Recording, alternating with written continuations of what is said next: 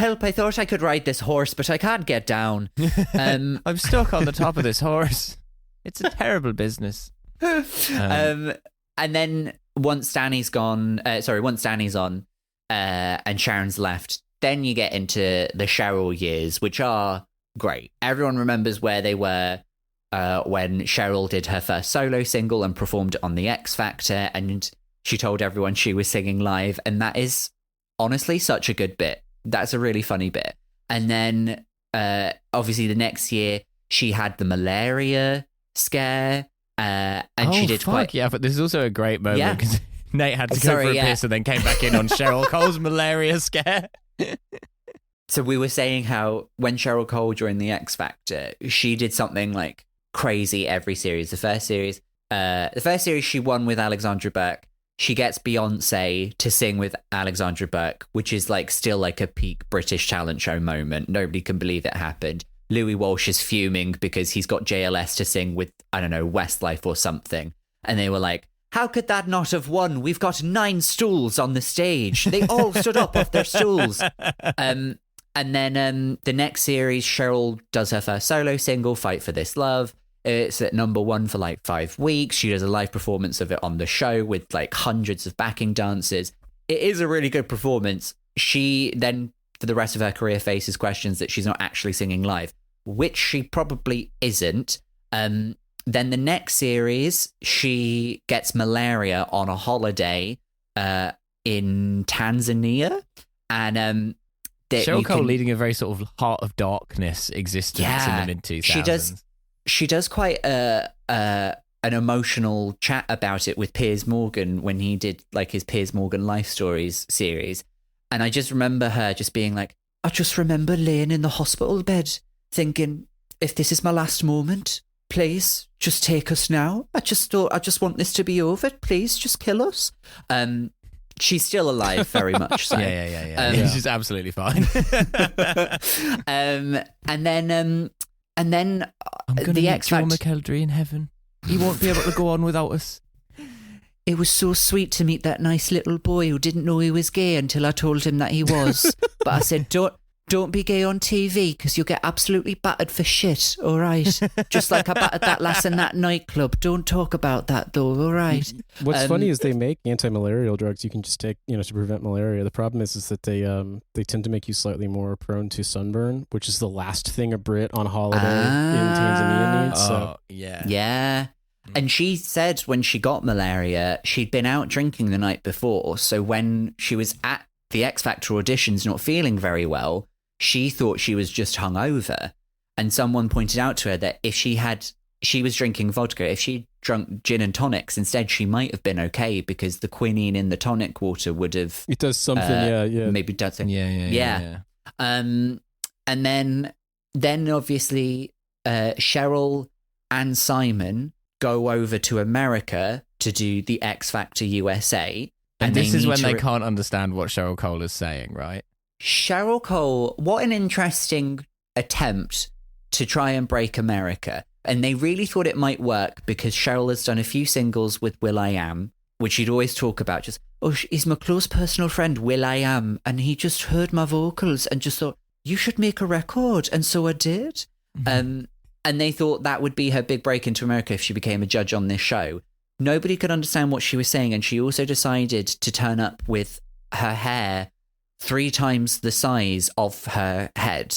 She's got like a massive hairdo and no one can understand why. So then I think 2 days of auditions happen. They go, we can't understand what Cheryl's saying. We need to replace her. So they replace Cheryl with Nicole Scherzinger, who up until that point was the presenter of the show, with Steve Jones off of T4. Absolutely baffling. Don't know how that happened. It's like when Kat Deely hosted So You Think You Can Dance, and it's just like, sure, of course you have a fruitful career in America. Why wouldn't you? Well, everything about the Pussycat Dolls is baffling to me. Like the fact that Nicole Scherzinger at the supposed height of her pop star fame was doing all of these like relatively low rent jobs like TV presenter, but then also how like the Pussycat Dolls have like a caste system where there are like, there are some of them that are not really considered like true Pussycat Dolls. and they just like work them to the bone, but don't really pay them anything. While the fat cats at the top of the Pussycat Dolls hierarchy sort of reap the rewards. Oh yes. Well, the thing is, like, if you listen to any Pussycat Doll song, it only sounds like Nicole. And there is a behind the music documentary where she reveals that she like basically records the entire album before any of the other members have heard it. And then they were supposed to, I mean, we're skipping ahead a bit. They do reunite on the X Factor Celebrity in 2019.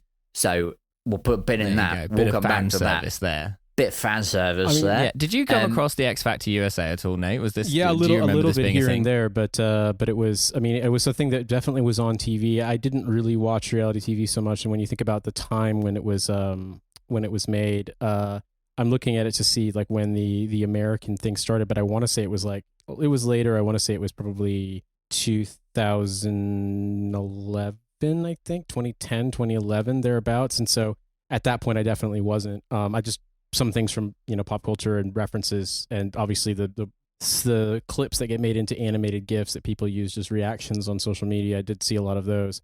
I was also laughing when you made the thing about Cheryl, people not being understand her. And it's true, because quite frankly, the only time that Americans typically encounter a Geordie accent is like when someone's playing a dwarf or a hobbit in a fantasy movie.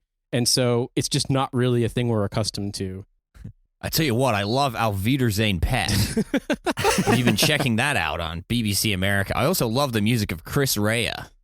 Just trying to think. Especially the lyrics. Yeah, so what you're basically implying is that you're having like the coming to theaters this summer announcer dubbing over everything Cheryl was saying to make X Factor work that way. Every time she opens her mouth, it's like a 1960s movie where it's just so not corresponding with the person's lips moving. I thought to myself, just take us now. If it's our time, just take us now. Ooh, you're like my little brother. Yeah, it was. Cheryl Cole does have an incredible accent. It's pretty good stuff. There was because at that season where Joe McElderry was on, who's also Geordie, who was the clearly gay teen who to everyone but himself. So very kind of like sweet, like innocent kind of energy. And Cheryl took a real shine to him. And there was this line which my mum used to repeat every time Cheryl Cole came up in conversation, where she just went, "Whoa, you like my little brother." And I do now. It's seared into my memory every time I think of Cheryl Cole or of Joe McElderry. That is what comes into my head. Yeah, I always think of Cheryl Cole just trying to say vocals. Vocals? I thought your vocals were amazing, Pat. Absolutely. So she gets booted from X Factor, and then you don't hear from Cheryl for a little bit. In the meantime, in the UK, we've replaced Cheryl and Simon with we've still got Louis on the panel. Mm-hmm. We've replaced Simon with Gary Barlow. Gary Barlow. Do you know what? I thought that was absolutely fantastic. What a lovely performance. He was Man Barlow. Such a boring man for the first series, at least. Then you have Kelly Rowland, who I think could she handle this? Do you know what? I think she could handle it, but she didn't want to. Yeah, I think she was like, I'm not entirely sure why I'm here. As an American, I feel like being brought onto the thin gruel of British television, if you're used to, the heady broth of sort of the American entertainment industry, is probably not particularly fun. I mean, she is sat next to Talisa from N-Dubs, which must be a huge moment for her. Of course. Probably a hero Which of produces hers. Possibly one of the most iconic X Factor moments of all time between Gary Barlow and Talisa from N-Dubs. Oh, yes. Well, I'm struggling to remember if that was when Kelly Rowland was there or if it was Nicole Scherzinger the series after. But I'm not gonna outdo you on that. I don't know. I think it's Nicole Scherzinger. Here's why I think it is, because I think I remember what the fight was about. There was a guy on Gary's team, the over 25s, because of course X Factor was the only show where it wasn't illegal to be older than 25. Yeah. It's so funny looking back on it now, because it's like boys, girls, groups, and the ancient, decrepit, the fucking the old folks home. The over 25s. Imagine how disgusting. Thank God they're keeping their clothes on. Yeah. Fucking disgusting.